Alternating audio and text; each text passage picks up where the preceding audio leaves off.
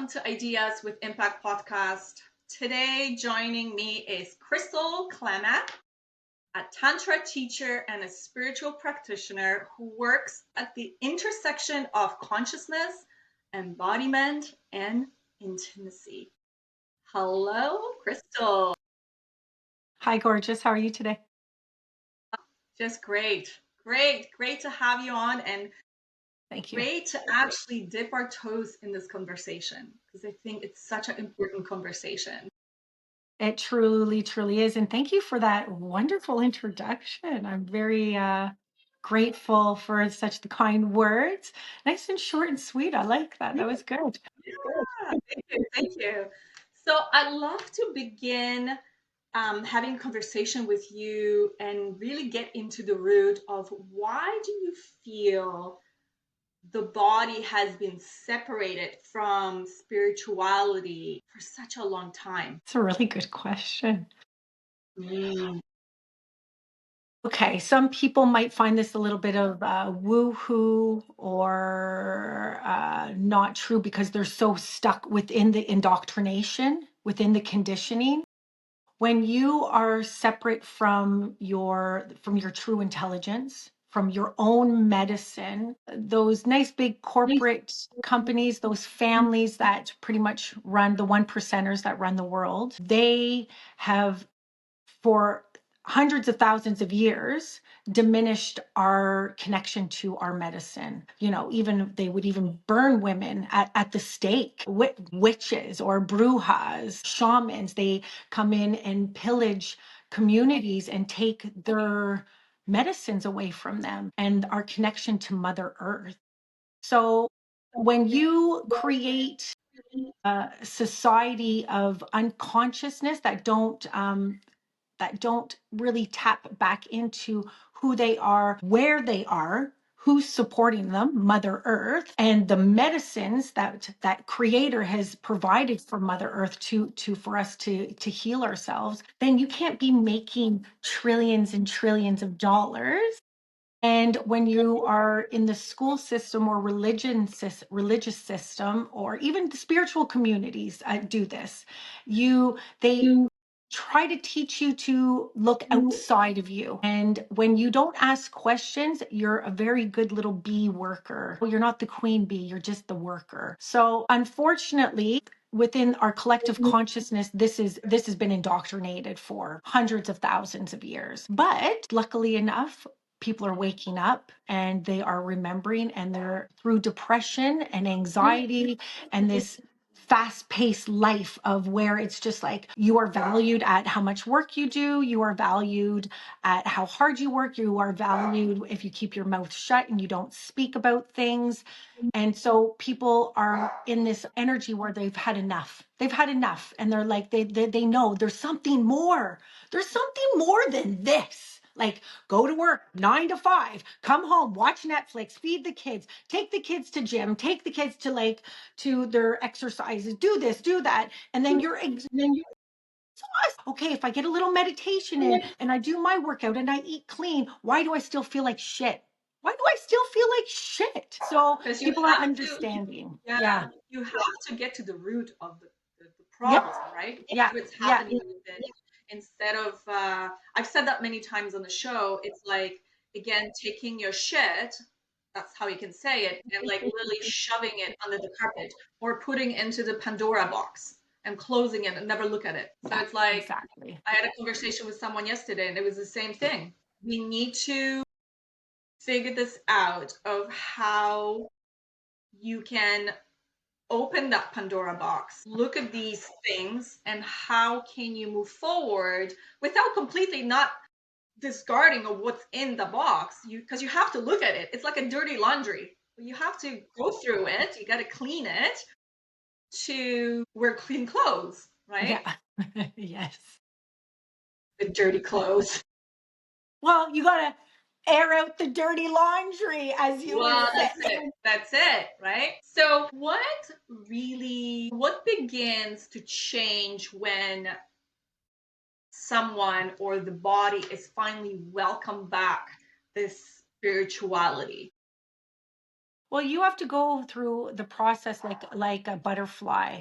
You have to go into that cocoon and really grow yourself and understand yourself, metaphoricist, like, right? That energy of fully blooming. And it's going to feel uncomfortable. It's going to feel really, really uncomfortable. It's going to feel this journey, it's a lifestyle. There's no end destination. That's the whole thing. There is no end destination. And when you actually take time to be gentle with yourself and honor yourself and actually say, okay, I'm ready to let go of all of the belief systems, the stories, and the bullshit that's not mine, and actually figure out what is mine. And it can get really uncomfortable. They call it the dark night of the soul.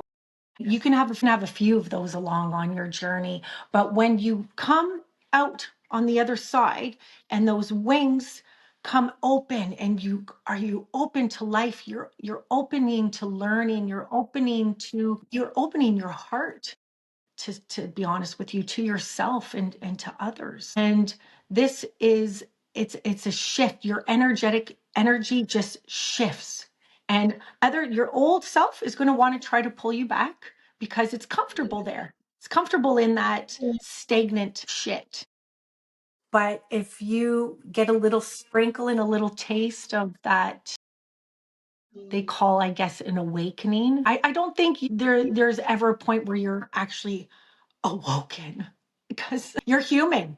There's always something to learn. There's always something to peel. That's what makes being a human so amazing and so exciting, right? Never ending journey. It's like constant learning all the way to the end of our life. Yeah. Listen, it's a bumpy fucking ride. Yeah. It's constant self-reflecting. It's constant just keep on, you can make it an easy dance or you can make it chaotic dance. And for me, I like both. I like being gentle and I like being rough with myself. Going into plant medicines, it can be a gentle ride or it can be ride. Right? Some journeys that I take clients on, they are just feeling pure love, pure, like just they're off in the cosmos and they've never felt love so deep before. And other journeys, you are screaming and crying. So it's not like there shouldn't be any expectations of how your journey, it's about really going with the flow, just going like allowing it to dance. And when the heavy shit comes up, just go into it, feel it, just feel it. We always want to suppress with drugs, suppress with shopping, suppress with gambling, suppress with eating, suppress with overworking out, right? Sometimes we can be too obsessed with too healthy, so that in alone is its own obsession. So when we allow ourselves to just flow into the dance, and when we feel like crap. I call it being schmoopy when I'm feeling a bit schmoops, that I just allow it. Take my 2, 3 days to be in my schmoops, but then be like, okay, you've had enough now. You've had enough now. Let's move this energy. Let's go. Let's go. Yeah. So, talking about energy, how does intention shape the energetic field for someone who, like you said, sometimes you are in the field of flow and sometimes you feel like you're want to rip everybody's head off. How can someone set that intention? Well, this is a really amazing question you've asked because yesterday and the day before felt like I call it, I have a beautiful client and we've been like connecting to her kitty energy, because she's super soft and gentle. And I always tell women, like, if like they're getting their moon cycles and they're feeling a bit, I'm like, ooh, they're in their like, You can feel. I'm in my kitty energy. It just literally dropped today in a lot of pain. I have a podcast I have to do today. How am I going to shift my energy and allow myself to be in my flow instead of canceling and being schmoopy? Just be like, okay, I'm going to make a beautiful cup of tea. I'm going to put my energy and my prayers in here. I'm going to light my candle. I'm going to bring my medicine bundle with me. And I'm just going to allow myself to be in my body. And I meditated before you and I wasn't even meditating. I just took a few breaths. I just took a few deep breaths and was like, just make sure my words come clear for whoever needs to hear it, and allow my body to relax the pain that it is. So there's so many different modalities and exercises we can do to allow ourselves to either just sit in the energy, allowing ourselves to sit in it, sit in the schmoop, sit in the feeling like shit, feeling the bitchiness, feeling the anger, feeling the rage come up. Or we can go, okay, let's make a cup of tea. What feels good for me? That's when we come back and be like, ask the body, put the hand on the heart. Put your hand on your womb. This works for men or women. And just taking 3 simple breaths in through the nose, belly out through the mouth, putting belly in, and having your eyes closed, connecting your roots down to Mother Earth. It's 3 breaths. Doesn't even take a minute. And you say, hey, what do you need from me? What do you need from me? How can I honor you? How can I love you? How can I see you? How can I nourish you? What do you need right now? Do you need to scream? Do you need to lie down? Do you need to get the heating pad out? Do you need a cup of tea? Do you need a foot massage? Do you need some ice cream?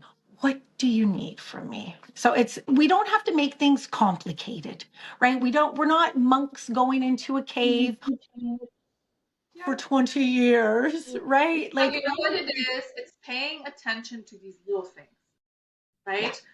yeah, Have that self-compassion for yourself. As you said earlier, we're humans, things happen. It's just, again, the choices we make, paying attention to cues, and what really feels good in your body. What is irritating? What is, you feel these senses, especially as women, because we are going through the cycles, right? Like we go up and down because of our hormones.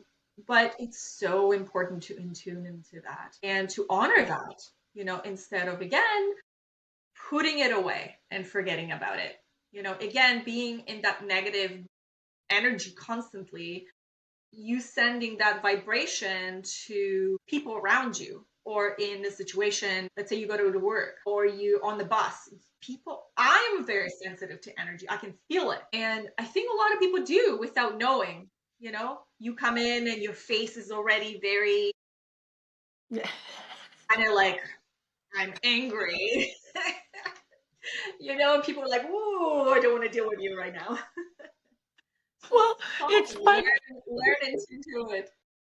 It's funny because I've got a maintenance man here in my building, and he's an old guy, okay? And he's a bit of a grumper. And I snapped at him. This was last summer, and I snapped at him. And the next day he did something to like apologize, to like make up for being a prick. And I was like, it's fine, no problem. And he goes, wow, jeez, I would have thought you were on your period. And I was like, I had to laugh.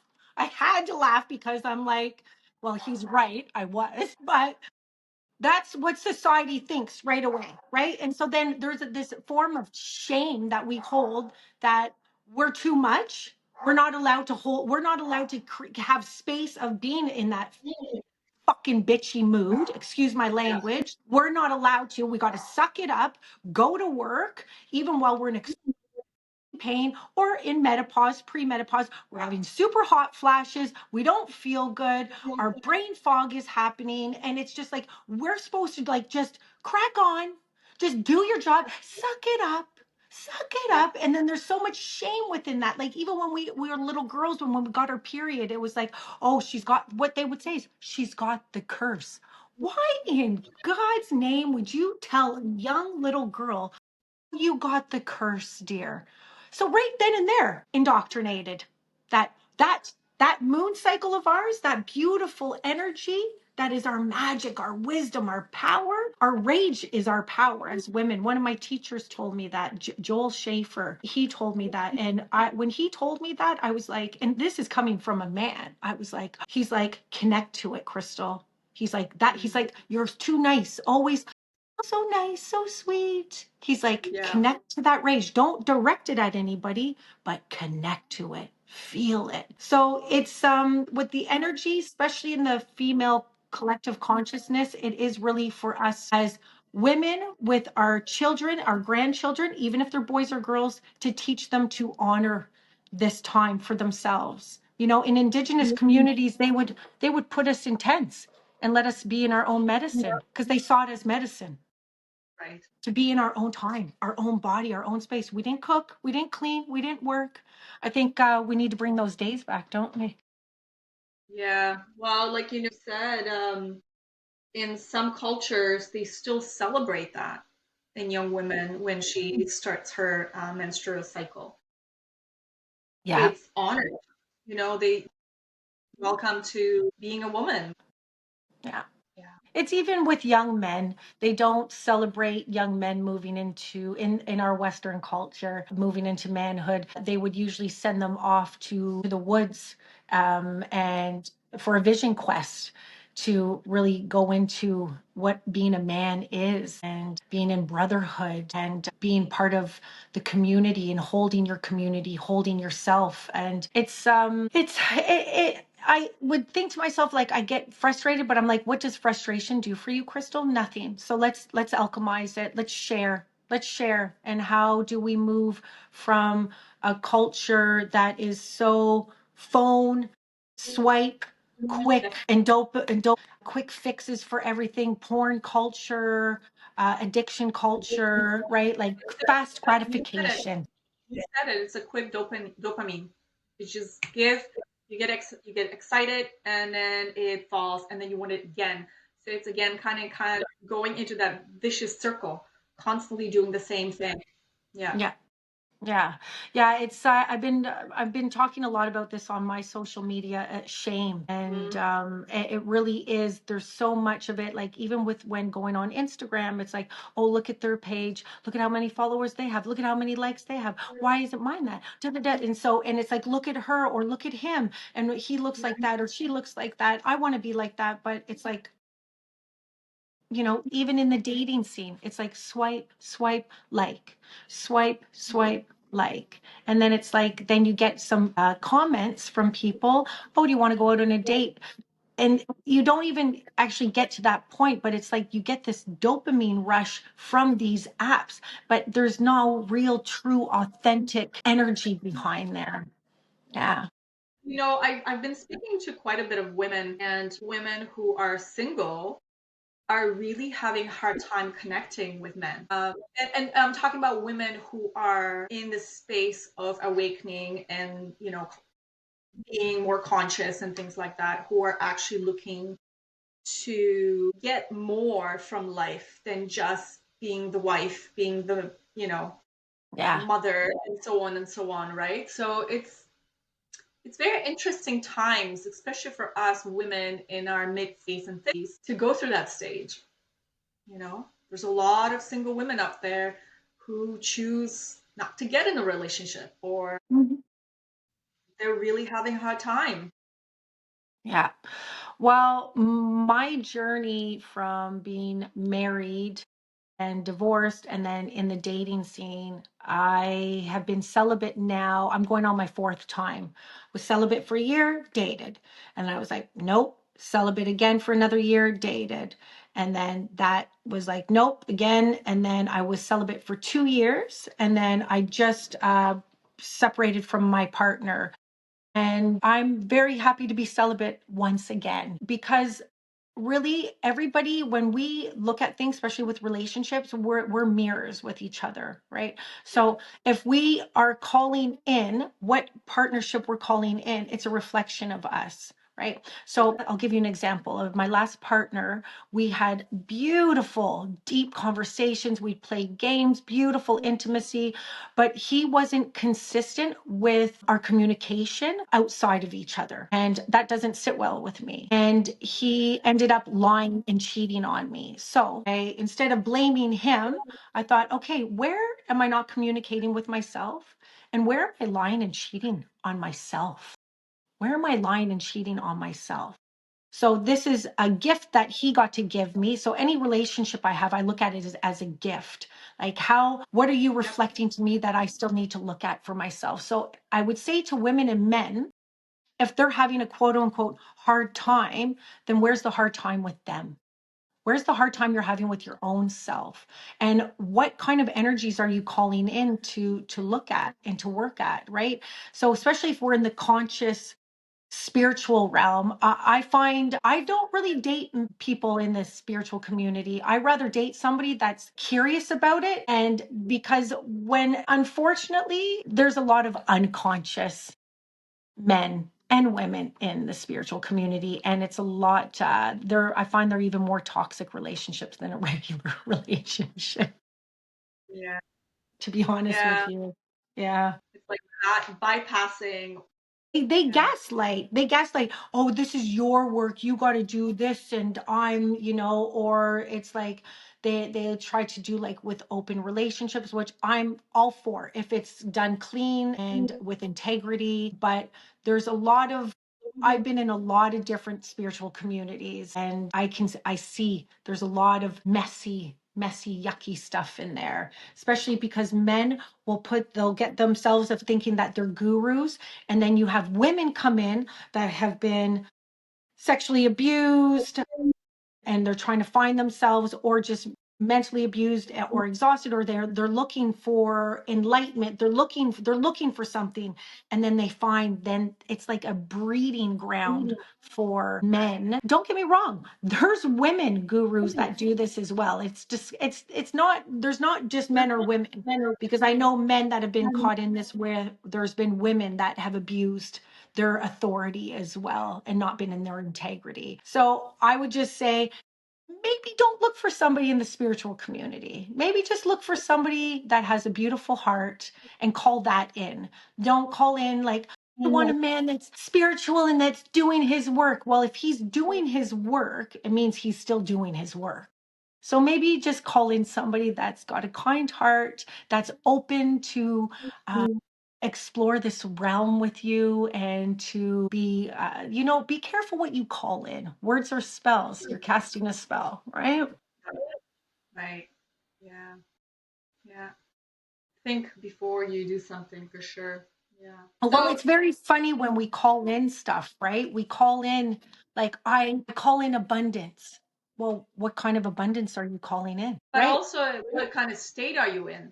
Right? Because you can call the abundance, but deep inside, if you sit in the negative vibration and you have, a lot of negative thoughts, you actually calling the negative things into your life.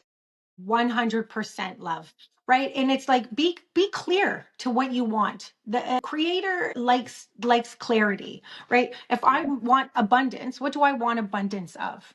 I want abundance, let's say hypothetically, of patience. What are you going to get? You're going to get somebody that's going to cut you off when you're driving to see how patient are you, right? I want abundance of money. Okay, perfect. But you got to understand that the money is an energy, it's frequency, it goes and comes and goes. Or I want the abundance of more love. So you're going to be put into positions of like where you can accept more love, and maybe you're not in a place to accept that yet, and it may not feel good. So it's exactly what you said, like you got to figure out where you're at and how you're calling it in, right? So yeah. Yeah. It's very never ending journey. You're on this path to figure shit out. Yeah. And that's why there's people who can perhaps help a little bit, guide you. They can never do the work for you. You're the person who have to do the work for yourself. But I think once you start dipping your toes into this whole experience, for me personally, I could never go back No, because I am neither. so open to be like, okay, what's out there? I want to know, I Yeah. want to learn, I want to experience. So yeah. Yeah, this is the thing when clients come to me, They're like, I'm broken. And I'm like, no, you can't. There's no, I'm like, you can feel broken, but you're not broken. It just doesn't work like that. But you can remember, and it's my job. My job is to awaken the remembrance of who you actually are. That you are your own medicine person, that you are your own shaman, that you are the gift. You are your own alchemy. And I'm just a vessel that gets to ride along with you on your journey and to like awaken little things, plant little seeds that are already there and like maybe water them a bit. And for you to just remember, because it's there, it's there. There's you disconnection from it. It's there. We just have to remember it. And the only thing that's disconnected us from it is the conditioning. It's the bullshit. And I always tell clients to, I say, when you have a story, ask yourself, is that my story? Is this mine? Is this my belief system? And like really, again, go into that three breath, right? Go into that three breath and touch your body and be like, is this my story? Is my story that money doesn't grow on trees? No, that's not my story. That's my parents' story. Is my story that my moon cycle is shameful? No, that was told to me that that was like a curse. That's actually not my story, right? Right. So So rewrite it's it. Turn the page is brand new. Rewrite your own story. exactly. And that's what I tell them. I'm like, remember, you're the storyteller, not the story. So if you keep on going and telling people, I'm broke, I have no money, poor me, I can't pay my bills, then what are you asking for? More of that. If you write your story and say, you know what, I'm just in a little financial transition right now, but I'm so excited because there's projects coming up and I know I'm going to be living here in 2 years. I'm going to be in Costa Rica running retreats. So, two different frequencies, two different Yeah. energies, right? Two whole different energies. It's not bypassing. We're not bypassing anything. You can own, I'm in a financial situation right now, but I'm so excited to be working on it and moving out of it and reclaiming back my right. I'm just reorganizing some old bullshit stories that weren't even mine in my body, you know? So it's how we word things and how we talk to ourselves and how we talk to other people. Yeah. Yeah, Super important. it's very important. Yeah. Thank you for bringing this up because we get so into our head and then we forget, right? So again, it's like living that fast pace, doing all the things, the fast living, 9 to 5 jobs, the soccer or football, whatever it is with the kids, and it's like getting into that cycle constantly and we forget. So yeah. Yeah, it's true. But that's the thing. When the kids are doing stuff, do your own stuff. Do Yeah. your own stuff. You know, Yeah. when they're practicing, you don't really need to watch the practice. Do your own Yeah. stuff. You watch the game, right? We got to find those times, especially when we're in that we live in this society, right? We're not in the jungles right now. That's when all the kids are off to school. We get to move to the jungles and do us. But until then, we have to find those pockets of time to really take for ourselves. Even when you're driving, I tell clients, met my men and women to connect to their sexual energy when they're driving. I tell them to do the red light special. I said, I'm bringing Amsterdam to you in your car. And they look at me and they're like, what? I'm like, when you're driving, either if you're at a stop sign or you're at a red light, I want you to do a Kegel. I want you to squeeze your yoni or your lingam and your anus, and I want you to pull that energy up nice and gently. We're not like squeezing it. We're just like at the red light and we're just going to pump, pump, pump, pump. And all of a sudden, you got a nice little smile on your face because you're connecting to your creative sexual energy and you're pumping that energy up through your body and you're kind of squeezing. And even if you have a song on and it's got a good like bass, you can kind of like pump, pump, pump, pump, pump, you can play. Right? Like this is the whole thing is incorporating these little tiny fun exercises, make it fun, keep it simple, and allow yourself to like slowly, it just kind of comes in through your whole day. Like you're doing the dishes and you're pumping your yoni, you know? So I call them, like, if people are like, what's a yoni and a lingam? I'm like, it's a pussy and penis pump. That's a good way to describe, yes. Just give it a little pump. And then you're connecting. You're just without having to be Yeah. like, oh, I got to sit for 20 minutes and I got to do this exercise. It's like, no, you're driving. And right anywhere, you're standing in the grocery line, you can start giving a couple little pumps, right? Yeah. And then all of a sudden, you're starting to feel energy there again. You're starting to feel more creativity again. And you're just like, hey, what is that? You know, and it's like, and then you're smiling, and then a smile chucks off to somebody else, and they're like, why are they smiling so hard? And it's like, only if you knew. So this will bring me to a question Okay. about Tantra, because Okay. Tantra is so often misunderstood. Mm, So, from your perspective, what is Tantra really inviting us into? that's a beautiful question. Well, Tantra actually means technique. You're mastering the technique of your creative sexual energy. When the Western culture has really made a mockery out of Tantra, and they've like very heavily sexualized it. When it comes down to mastering that energy, bringing, I don't even like saying sexual energy because it's creative energy.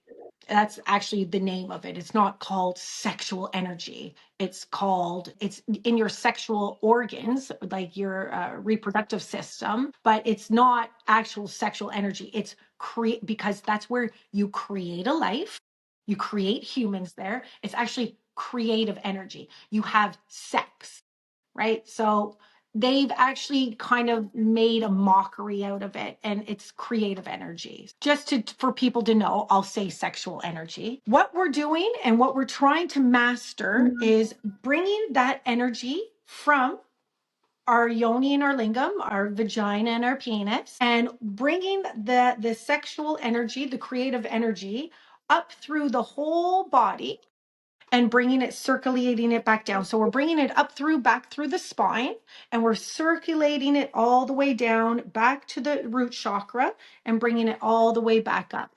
This is called the microcosmic orb. Super easy to do, super easy to master. It's with the breath, in through the nose, belly out through the mouth, belly in. So then we're regulating our nervous system and we're bringing this energy through. When we are, instead of having an orgasm just through our lower chakras, we're bringing all of that sexual energy up through the whole system, through the aura, the light body, the energetic body, and we're allowing the breath to take us through to a whole beautiful journey. We're just allowing the breath to like just expand that energy, expand that energy, expand that energy. And you can have a full body orgasm. And you can ask this energy as well to help heal you. If you have physical pain, if you have mind fog, I work with this energy to clear stuff in my womb. I work with this energy when I need more energy. I work with this energy to like shake stagnant energy out of my body. This energy is not just for sex. Number one, you create a life. And so other people, like artists, athletes, they won't ejaculate. They'll move their sexual energy through their whole body so they can be more creative. So if you're doing a project, even if you do deplete your sexual energy, do something with it. Use your orgasm for something. Amplify it. I send it down to Mother Earth. Be like, I offer this orgasm to you to nourish you. Offer, if you have chest pains, if you have constant migraines, you can use your orgasm to send that energy to wherever place. You can even send it to somebody else that's in need of sexual energy, of creative energy. But of course, we always ask everybody's permission. Always, always, Right. always. We don't just send energy to anybody because that's sorcery, and that's not the realm that we're working in. The potential of tantric energy is expansive. Tantra is only 2% sex based. You can use this energy when you're having sex, but you have this potential all the time. What are you doing with your sexual energy when you're not making a baby? What are you creating? Most people, nothing. It's stagnant, right? So I get to teach people how to connect to it, right? Just even there, that exercise. I just taught you an exercise and everybody else an exercise to connect to that energy. Just a cute little plain little pump to kind of get to understand it and to use it and to utilize it a little bit more and to be like, how does that feel? How does it feel when I pump my yoni? Does it feel good? Do I feel shame there? Do I feel resistance? Do I feel silly? And it's about going in and asking those questions. And that's what Tantra is. It's like to master that energy, to really understand it and know it and to utilize it because it's your medicine. It's actually your gift, right? So Yeah. Tantra is basically less about the technique and more about the awareness. I would say it's both. It's 50-50 because it is. Tantra means technique. It's mastering the technique. It's mastering your sexual energy. It's mastering your creative energy. That's what you're doing. So through different modalities, you can get yourself there to mastery. You can be a tantric master. I'm not fully there yet, but Right. I try to work on it every day to get myself there. But I don't think there's any end result, is there? I'm always going to be practicing. For me, tantra is a lifestyle. It's a way that I live constantly. I'm always checking in and feeling and allowing myself to move in any way that I feel desired, with honoring myself and everybody around me. Yeah. Is That's that called true? sex magic. Yeah, that's Is called it sex called sex? magic. Yeah. Ooh, we're getting to the yummy, delicious stuff now. We are. Yes, So it's how, beautiful. yeah, can you explain that what that Yeah, is? no problem. So if you are able to first have that technique and to utilize and move the breath and move the energy through, like circulating it through the microcosmic orb, you set your intention. You can do it on your own, going into self pleasure, or you can do this with a partner. It's up to you. Some people do it in groups, right? They do conscious sex magic with each other. And it's not with each other, it's just everybody will be having a little wank and they'll send out energy of just love to the world, to the humans. So if you have something written down, let's say you want a new house. You want it 4 bedrooms, 2 bathrooms, big backyard, out in Gatineau Hills, and you have a clear vision of it. So you work on this before. You have a clear vision of it, you work on it, you allow it to like kind of muster into your field for a bit. And I would say maybe a week, 2 weeks, 3 weeks, whenever you feel ready that you've got it and you know what you want, you have it all down. You can either put it underneath your where you're making love or where you're going into self pleasure. And when you're at the peak of orgasm, so you're moving the body, the energy through, you're moving the body and you're thinking about it, and that's what you're thinking about. You're just thinking about this beautiful new home, how you're going to feel in there, who's coming over, your dinner parties in the backyard, having your coffee in the morning with hearing the birds sing and deer are walking by on your land, right? Like you're really feeling it. And at the point of your peak of orgasm, you amplify it, you feel it, and then you out into the universe. And then on that piece of paper, you'll have your divine essence. And then you can wrap it up and bury it and give it to Mother Earth, or you can put it in the waters and let it float away. If you want to do that, you don't have to have the piece of paper. That's one way of doing it. But I find that helps because it's written down. It's like, it's official. It's official. So that's one little technique of sex magic. There's multiples. Yeah. Yeah. So if someone, for example, has issue trusting their body, Like many people have a lot of broken systems. We talked about fear. How can we begin to rebuild that trust and really turn into our body and start listening to that? I would say do a forgiveness ceremony with your body. Do a forgiveness ceremony with your body. And again, start off with the 3 breaths. Just 3 breaths. Ground yourself down to mother. And just visualize roots coming out. Even if you don't see things, just say it. I ground myself now to you, Mother Earth. Again, put your hands on your body where you need to feel, where it feels most comfortable, where you're guided. Trust the guidance and tell your body, I'm sorry. I'm sorry that I let other people indoctrinate you. I'm sorry that I let other people condition you. I'm sorry that I haven't seen you. I'm sorry. I'm sorry. I'm sorry for whatever comes up, just apologize to it and say, I need your forgiveness because now I'm ready to work with you and I'm ready to build a relationship with you and a safe container with you. And I am here to be patient, because if you haven't had this connection for 20, 30, 40, 50 years, don't expect just because you said sorry to it, it's going to start talking.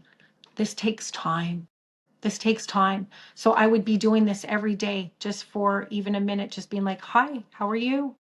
How are you today? What one thing can I do today to build our relationship? That's a great question to start your relationship with your body.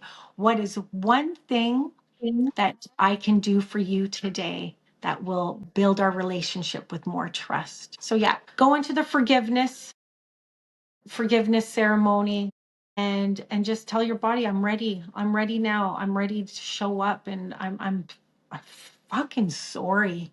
I do this quite often, a couple times a year. And the first time I did it, I bawled like a baby for about an hour because my past is heavy with sexual shame and abuse and sexual abuse and allowing people to do things that I shouldn't have. And I put an immense of drugs and alcohol into my body. I wasn't good to her, but I didn't know, right? I didn't know anything different.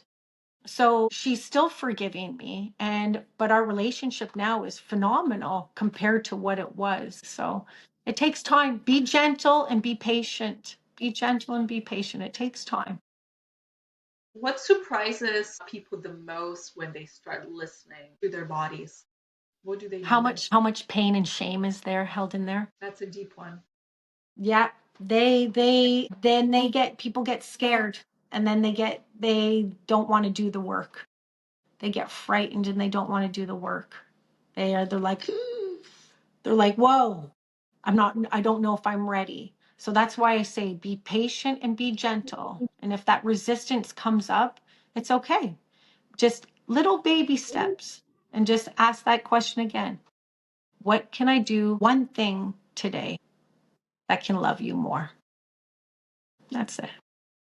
That is very powerful because our bodies are like sponges. We absorb these things, right? So it's like peeling that onion and getting into that onion of what really caused these things and recognize them and accepting them. Because again, you can't just dust them off and forget about it. We really have to go inwards and really feel that. So, Yeah. Super powerful. Super powerful. It doesn't have to be big and elaborate. These ceremonies can just be one sentence, right? Gratitude changes the attitude. Be grateful. Tell your body how grateful you are for it and that it's kept you alive this long and that you're just ready to change your relationship with it. It's like it's a marriage. It's not yeah. always going to be easy, and sometimes we literally abuse ourselves and we don't even know it. We don't even know it. Why do you think pleasure has been suppressed um, for such a long time historically? Well, it comes back to where conscious pleasure, right? There's a thing of being a pervert and then there's a conscious pervert, right? A pervert, it's an unwilling parties and against people's will. When we're conscious about our sensuality, our sexuality, and even our kinks and our perversion, then there's no shame. And I think when it comes back down to the collective of like the big guys, when you like, especially look at the churches, if you masturbate, you're going to hell. You know, I heard even when I was a kid, if you masturbate, you grow hair on your hands. So I would look at my hands. I'm like, am I going to turn into a wolf? Wow. Okay, that's I've never Right? heard that one before, but oh my goodness. I Yeah, know. that creates a blockage because you think it's such a bad thing. Such a bad thing. And so when you create these ways of not being able to teach people or children healthy pleasure, right? When a child is exploring their genitals, we don't, oh, that's bad, don't do that. It's just like, hey, buddy, amazing that you're amazing. I love that you found that and you are finding it feeling amazing. Perfect. But you know what? Why don't we, until you're older, you're going to share that energy with somebody else. But for right now, you're just going to go into your room and you're just going to have a good time on your own because that's for you. That's your time. It's sacred, it's special, and it's honorable for you. So Right. I'm so proud of you that you're feeling good about it and you're exploring it, but that's sacred for you, right? And if we teach them that at a young age, they're going to grow up with not wanting to watch porn. They're going to grow up to Yeah. have healthy, conscious relationships because they're going to know, hey, that girl or that boy, that's their sacred part as well. And two sacred parts coming together. And so the conversations just start changing as the children get older. Right. Yeah. Yeah. So unfortunately, when we're disconnected from true pleasure, you're disconnected from your medicine. So then once again, when you're disconnected from your power and your medicine, you're just some little robot that eats, shits, and works and takes medication for your depression or whatever it is you have, your anxiety. Suppress the emotional connection. Right. Yeah. Yeah. And you control people. When you control the masses, you control everything. And that's what it is. The society, it's a control thing. And if you understand the intelligence that you are, you can't control you anymore. Right? It's very interesting because I was reading statistics somewhere about the Pornhub, and Mm, apparently it's the biggest ever right now at this time. It's like, again, for me, looking at the statistics of that is, I mean, Epstein files, hello. There's such a disconnect, right? Again, between our pleasure and hiding behind the closed door. And because we are so connected now worldwide through the internet, it's a click of a button, like you said, swipe, swipe, swipe. And we yeah. live in this pace of fast, quick, uh, ejaculating within a second instead of continuing that moment, right? Um, there's this disconnect, Yeah. Huge. of that spiritual connection, that again, part of the sexual connection with another human. Yeah. Yeah. We're changing it. We're going to alchemize it because there is this one woman, her name is Erica Lust, and she's does conscious integrity, ethical porn. She's phenomenal. These are just regular Joes working in banks, people, right? She screens people. There's not no porn stars. That's not what it is. I feel like there's a place for eroticness when it's conscious, right? Yes. All conscious willing parties. The percentage of human trafficking within the porn industry is disgusting. It's disgusting. So I even had a chat with my son and even his friends. I said, if you guys watch that, you know, most of those girls are human trafficked and they don't want to be there and they're high on drugs. And the only reason that they're there and smiling is because they're told that their families will be killed. I said, so Be careful what you Yeah. put here. Be careful what you're putting in here because it goes into your whole system. And Yeah. I have quite a few younger male clients that have not erectile dysfunction, that they ejaculate too quick. And it's because they watch porn. So if you work with me, you're not allowed to watch porn. I get you to go back into your imagination, to be creative, and do it in a conscious, healthy way, right? And I even tell people, if you're going to masturbate and think about somebody else, you need their permission. You need their permission. You can't just wank and think about somebody else. I'm like, you're invading their energy field. I said, and so Right. when you're doing that and watching Pornhub, you're invading somebody's energy field, and it's not conscious. So having these conversations with your kids is so important. And I'm a part of a football community, and a lot of these moms are scared to have conversations with their kids, right? Even to Yeah. tell them how to put a condom on. And I'm like, they're like, oh, they can learn it off of YouTube. I'm like, you're the parent. It's because, again, it's the shame that they were brought in Yep. and what they're bringing from their childhood, right? They're bringing it into their own kids. I think you bring in a really good point because I have two boys as well, and I mean, we've had a couple of conversations, both me and my husband, and we very clear and very open about it. There's no shame whatsoever, and I mean, I want to create that environment when anything happens or if they have any questions, they can openly come and ask. If they don't want to or they don't feel comfortable asking me, which is totally fine, they can go and ask their dad, Yeah. you know? It's beautiful. I love that. I love that because to have an open dialogue, my son does. Yeah, he's kind of like rolls his eyes, but then at the same time, it's if there's things that need to be said, he'll ask. Yeah, but you know what? Listen, even if they roll their eyes, they're absorbing the information, Yeah, you know? It exactly. comes to the point, when they come together or they go to a party and I don't know, I mean, they're watching something that it's kind of, let's say just they're watching porn. There's five guys watching something. They will have it a little bit of more understanding and they won't get to a point where like, oh, either A, they'll leave the room or they'll be like, hey, nothing's happening. I'm cool with it. I had a conversation with my parents. I'm totally cool. So, Yeah, yeah. exactly. Exactly. This is a whole nother show we can do, honey. Like this one, I can talk for about an hour.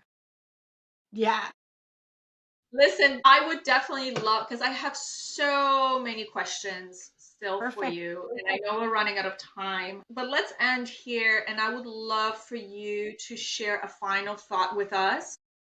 Okay, If there's anything that comes to you that you'd like to pour out, the show is yours right now. Go ahead. amazing. Okay, well, thank you for having me, sweetheart. It was a pleasure, and I'm really, really excited for us to do this again. I love this. The last thing I would like to share is just be kind to yourself. Remember, what is within is without. If this isn't feeling good, it's going to show on the outer world.